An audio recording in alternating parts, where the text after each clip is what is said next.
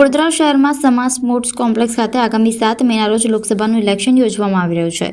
ત્યારે વડોદરા રિક્ષા એસોસિએશન દ્વારા જનજાગૃતિ ફેલાવવા અંગે રિક્ષા રેલીનું આયોજન કરવામાં આવ્યું હતું, જેમાં 500થી વધારે રિક્ષા ચાલકો રેલીમાં જોડાયા હતા। જેમાં વડોદરા મહાનગરપાલિકાના અધિકારીઓની હાજરીમાં રિક્ષા રેલીને લીલી ઝંડી આપી શુભારંભ કરાવ્યો હતો, જેમાં વડોદરા શહેરના તમામ વિસ્તારોમાં રિક્ષા રેલી ફરી હતી અને મતદાન જાગૃતિ ફેલાવવામાં આવી હતી। 7 મેના રોજ મતદાન વધુ થાય તે હેતુસર મતદાન જાગૃતિ ફેલાવવા અંગે કાર્યક્રમ યોજવામાં આવ્યો હતો। અને સમગ્ર ગુજરાત રાજ્યમાં તારીખ 7 મે 2024ના રોજ લોકસભા ચૂંટણી અંતર્ગત મતદાન થવા જઈ રહ્યું છે।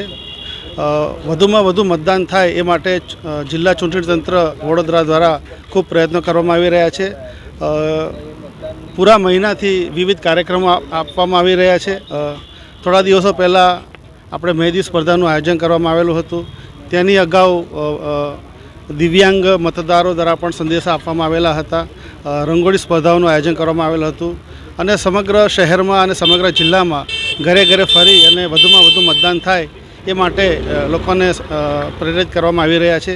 તે અંતર્ગત આજરોજ વડોદરા શહેરની રિક્ષાઓમાં પોસ્ટર્સ લગાવી અને વધુમાં વધુ મતદાન થાય એ માટે પ્રચાર માટેની કામગીરી કરવામાં આવી રહી છે।